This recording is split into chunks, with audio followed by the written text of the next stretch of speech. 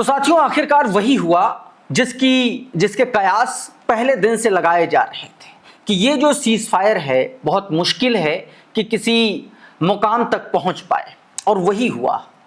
Iran ने अपनी red line खींची, अमेरिका ने अपनी रेड लाइन खींची, और दोनों की रेड लाइन क्लैश की, और ये बातचीत जो इस्लामाबाद में हुई वो बेनतीजा रही।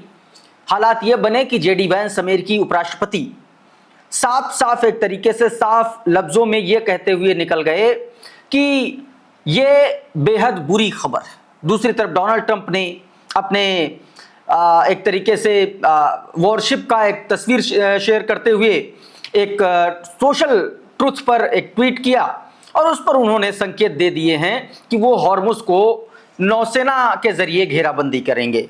मतलब बहुत सीधा सीधा है कि ये जंग किसी भी वक्त, किसी भी क्षण फिर से शुरू हो सकती है। मिडिल ईस्ट में उसका जो KC-135 है, उसके जो स्ट्रेटो टैंकर्स हैं एरियल रिफ्यूलिंग वाले, उनकी भी तैनाती बढ़ गई है। मैंने इससे पहले भी आपको बताया था कि लगातार मिडिल ईस्ट में वो अपनी सेना को बढ़ा रहा है। अमेरिका 50,000 ट्रूप्स आए, उसमें तमाम सारे मरीन थे और बहुत सारे सैनिक वहां पर आए हैं। कुल मिलाकर के ये जंग फिर से शुरू होने जा रही, कुछ ऐसे संकेत मिल रहे हैं। विस्तार से इस पूरे घटनाक्रम को बताऊंगा। दूसरी तरफ हिजबुल्लाह लगातार इजराइल पर हमले कर रहा है, उससे भी जुड़े कुछ घटनाक्रम आपको बताऊंगा। लेकिन सबसे पहले शुरुआत इसी खबर से कर लेते हैं। जरा इस तस्वीर को देखिए, ये जेडी वैंस है और जेडी वैंस का ये बयान आया है ठीक उस वक्त जब ये पीस टॉक फेल हुआ, और उन्होंने कहा कि 21 घंटे तक जो बातचीत चली वो खत्म हो गई है और कोई डील नहीं हो पाई है। मैं ये बयान अभी आपको सुनवाऊंगा, उससे पहले मैं आपको बता देता हूं कि उन्होंने कहा क्या। दिबांग का ये ट्वीट देखिए। दिबांग लिख रहे हैं कि इस्लामाबाद बातचीत टूट चुकी है, अमेरिका और ईरान के बीच कोई समझौता नहीं हुआ।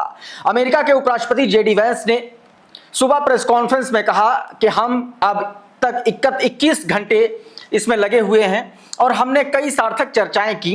यह अच्छी खबर है, बुरी खबर यह है कि हम किसी समझौते पर नहीं पहुंच पाए। हमने बहुत साफ कर दिया है कि हमारी रेड लाइंस क्या हैं, उनकी किन बातों को हम मानने के लिए तैयार हैं और किन बातों को नहीं। उन्होंने हमारी शर्तों को स्वीकार नहीं करने का फैसला किया है।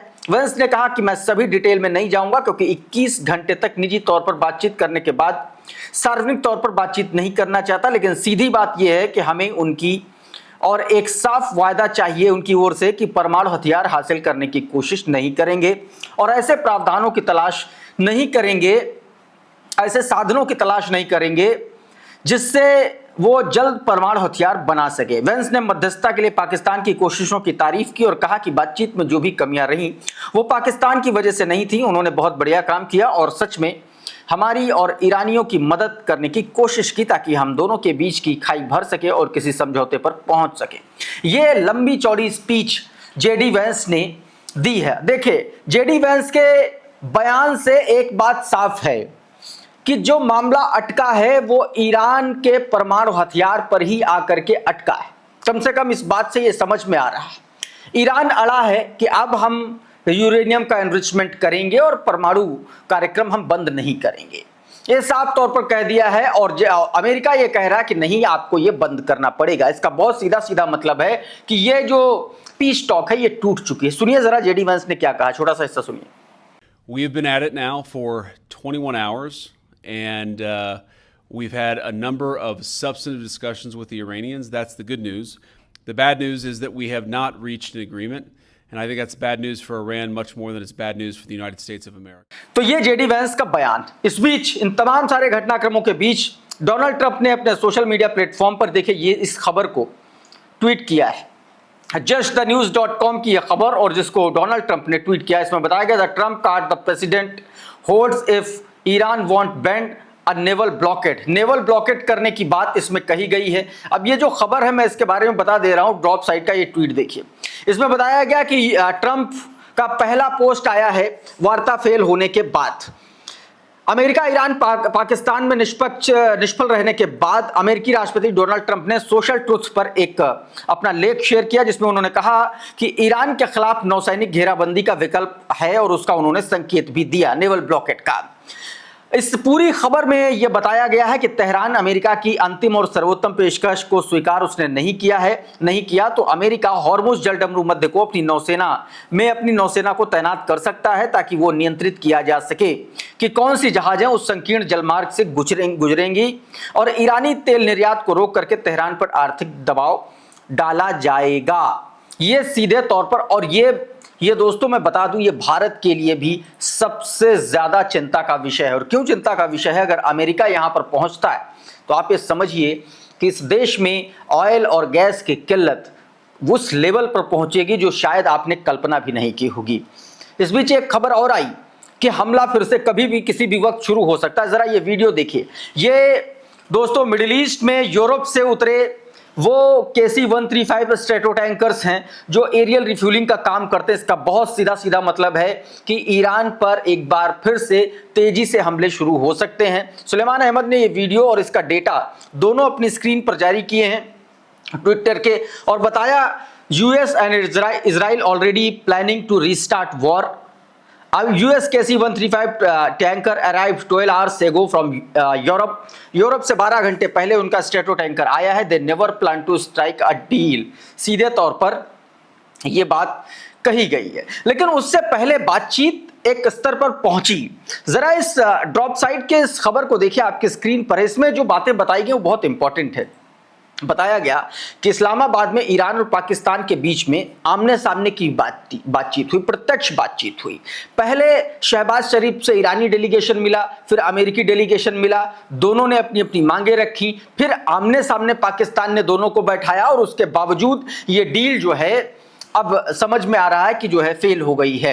हालांकि सारे जो स्ट्रेटेजिक तरीके से ये बातचीत हुई, इसमें अब्बास अरागची शामिल रहे एक पॉइंट पर, अब्दुल नासिर हेमंती जो आर्थिक समिति के सेंट्रल बैंक गवर्नर हैं वो शामिल रहे। इसके अलावा कानूनी मामलों की जो जिनके पास कमान है काजिम गरीबाबादी वो भी शामिल रहे। लेकिन कोई इसका एक तरीके से आप कह लीजिए कि इसका कोई अर्थ नहीं निकला और ईरान ने परमाणु कार्यक्रम बंद करने से मना कर दिया, यूरेनियम को एनरिच करने से। अमेरिका कह रहा है बंद करो, बस मामला वहीं पर अटक गया। बहुत सीधा एक लाइन में समझ लीजिए कि जहां से चले थे वहीं आकर के पहुंच गए हैं और जंग फिर से ईरान के दरवाजे पर खड़ी है। या यूं कह लीजिए कि मिडिल ईस्ट की ये जंग इस बार अगर शुरू होती है तो ये ना सिर्फ मिडिल ईस्ट के लिए बल्कि आप समझिए कि साउथ एशिया के लिए भी बहुत ज्यादा खतरनाक साबित होगी। अमरीश मिश्रा का एक ट्वीट देखिए कि कहां पर मामला फंस रहा है।